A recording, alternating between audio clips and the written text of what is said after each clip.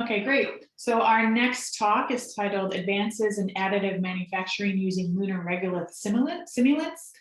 Listed as Aidan Cowley. I believe Aidan could not be here today, so two students from that group will be presenting. So if you want to pull up your slides and introduce yourselves, that would be great, and then take it away. All right. Hello, everyone. So here's our presentation about recent advances in additive manufacturing. Oh, sorry.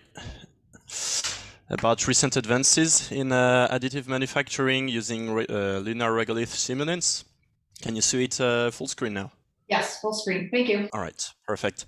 So this presentation is brought to you by ESA Spaceship EAC. So we are a team of students, young researchers, and affiliated experts across Europe, gathering together in Cologne, Germany at the European Astronaut Center.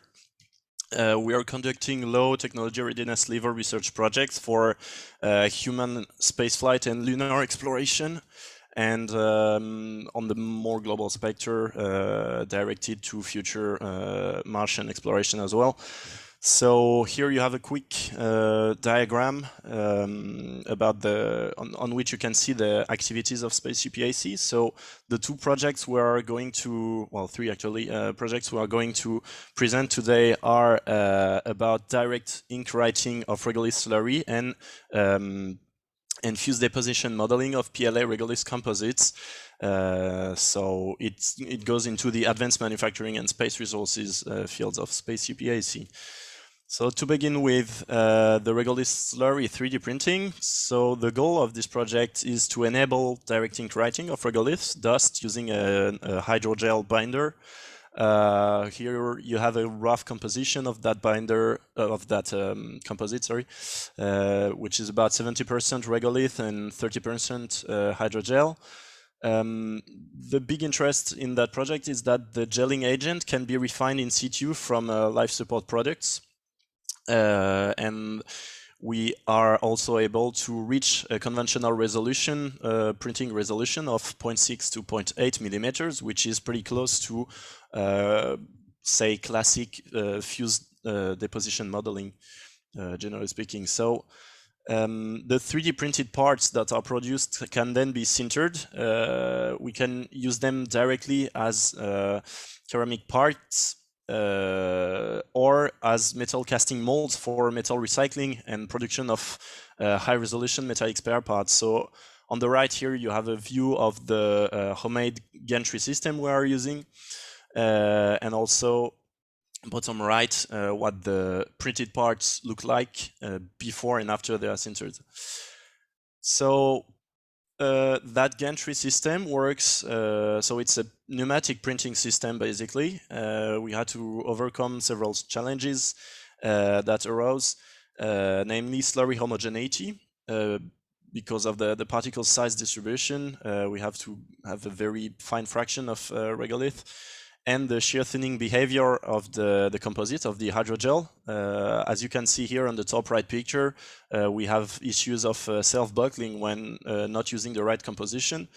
So really this self-buckling arising from shear thinning depends on three factors: the extrusion speed, the nozzle size, and the slurry hydrogel composition.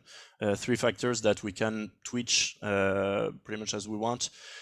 So the whole project is about finding the right perfect parameters in order for the material to stay in shape after printing. So you have here an overview of what it looks like after the resolution has been increased down to 0.8 millimeters, and which allows us to basically reach high resolution direct ink writing of sinterable regolith parts. So I'm now going to hand over the presentation to my colleague Aurélie.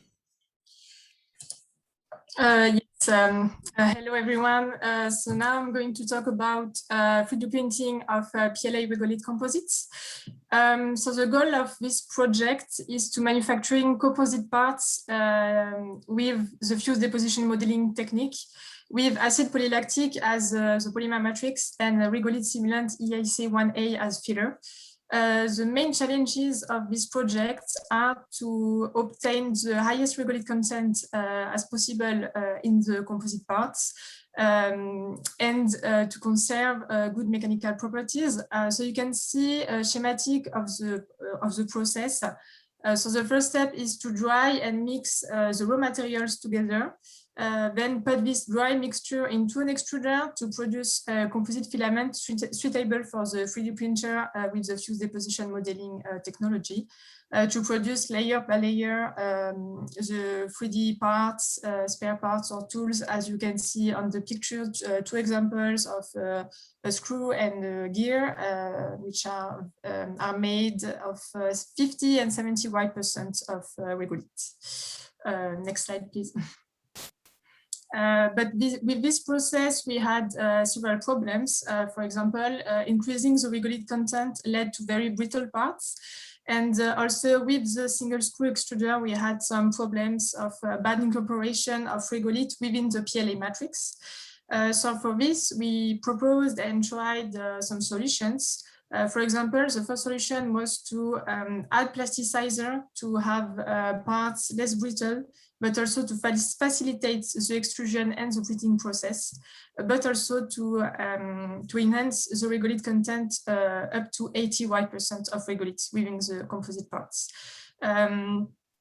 Also, we changed our mixing methods and we tried Slurry formulation. So we dissolved all the materials in a solvent. And with this, we obtained better mechanical properties and also better regolith incorporation within the parts. So you can see the picture on the right, so the dry composite plates after the Slurry formulation drying. The picture above are some 3D printed samples for tensile tests with different regolith content. So you can see the difference between the color of the samples. So the dark gray are with more regolith filler. With this project, we have two applications. So the first application is to use the 3D printed composites like this to create tools, spare parts, and other things on the future moon base. The other application is to use the 3D printed parts with a regolith content above 71% to sinter them in order to produce sintered regolith parts with a complex geometry. So to remove the binder, the polymer binder during the sintering process and have, for example, at the moment we had these small cubes with sintered regolith. You can see on the last pictures of the slide. So that's it from my project. And then next slide, please. And I will briefly present further spaceship PAC activities about additive manufacturing with regolith. So for example, some colleagues are currently working on the microwave processing of regolith. Regarding the current findings, microwaves can be used to heat and process LUNAR regolith.